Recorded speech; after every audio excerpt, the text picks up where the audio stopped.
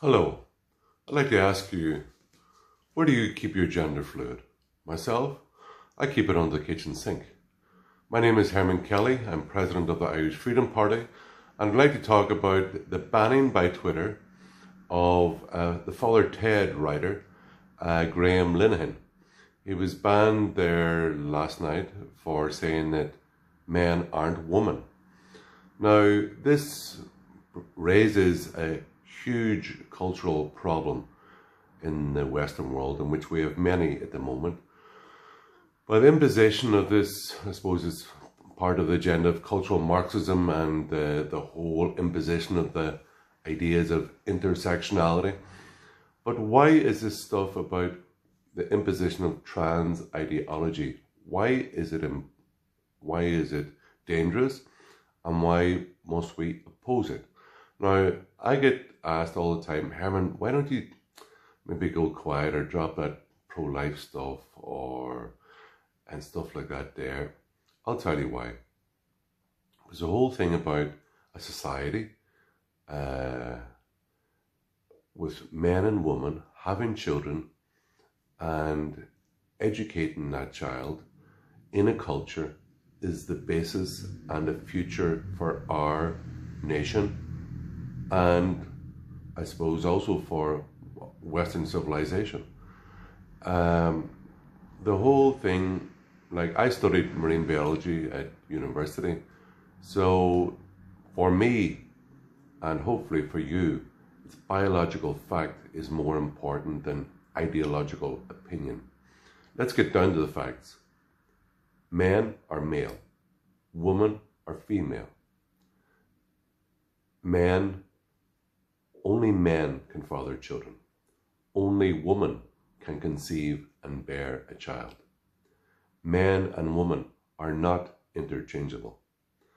And the whole thing, yeah, but I feel like, well, it doesn't matter how you feel. Let's talk about biological facts. And the biological facts are that your sex is not a matter of choice. It's a matter of fact.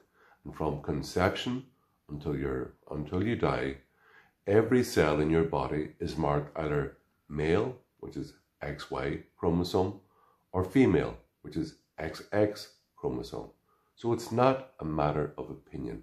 And that's why the Irish government brought in an act there recently, and it allows people to go and change their birth certificate.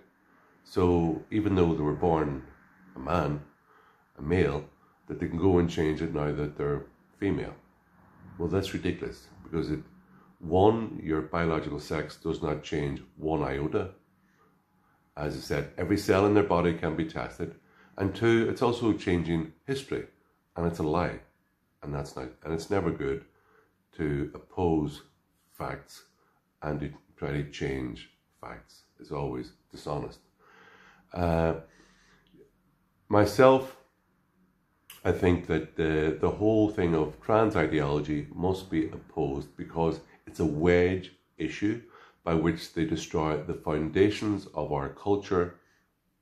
The whole, let's see, how would we put it? The complementarity between male and female is the basis of having a family, having kids, educating them in our culture, and having a future as a people. So it is pivotal, and it is not an issue in which we're going to soft pedal or go quiet on.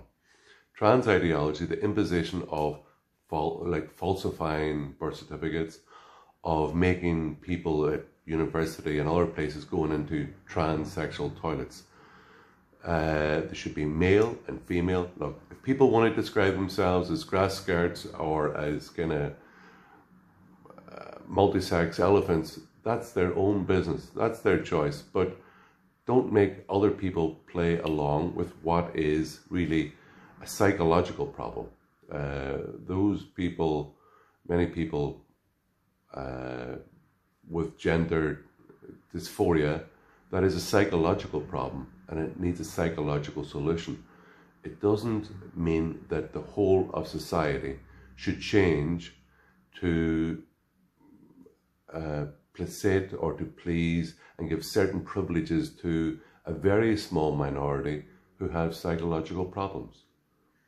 So that is why Irish Freedom Party, we're going to oppose the imposition of transgender toilets, the whole thing about fake birth certificates, the imposition in our schools and in our libraries of, like, there was an instance there a few months ago where you had the local council and the library having these transgender kind of mornings where basically it's pretty much where they're ramming this trans ideology through a form of entertainment down our children's throats.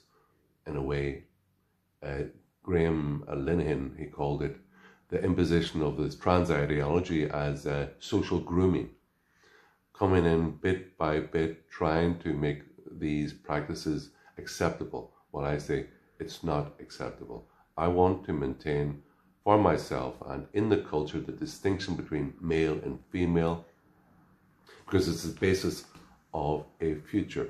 And look what else is brought up. In England there, I think it was about 2 years ago, there was a group of feminists. Now, feminists, you would suspect, has to do with women.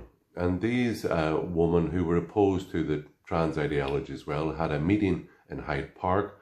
And what happened? A lot of transsexual, basically men in drag, turned up and they physically accosted and beat up this group of feminists.